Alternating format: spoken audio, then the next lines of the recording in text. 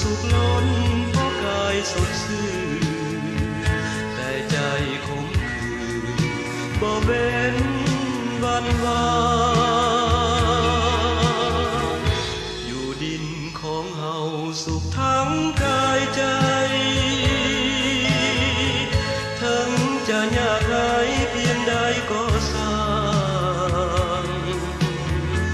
ด้วยเป็นดินลาวซาดลาวเฮาสร้า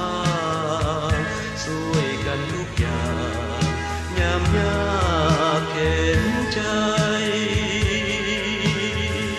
เข้าใจซึ่งกันและกันซึ่งดีด้วยแล้วเฮามีภาษาสื่อไว้อีกอักษรศาสตร์บทกลมากลายเราเขียนสืบไว้หลายเส้นหลายกันบ่คือบ้านลาวบ่เหมือนเมืองลาวอันอยู่ต่างดาวแดนดินเขานั้นด้วยใจเป็นทุกข์ทุกคืนทุกวันจะอยู่วิมานก็เหมื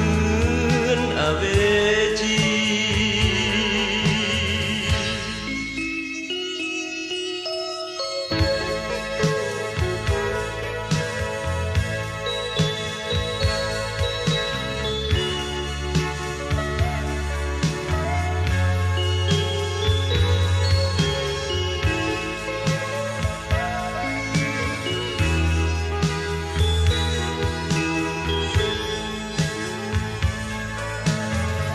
เข้าใจ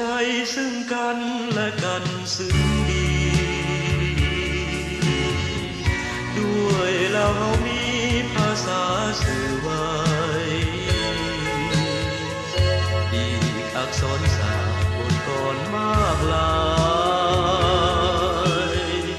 เราเขียนสืบไว้หลายเส้นหลายกัน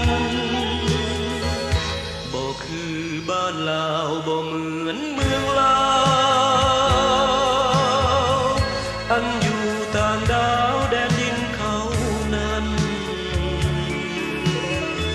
ด้วยใจเป็นทุกข์ทุกคืนทุกวันจะอยู่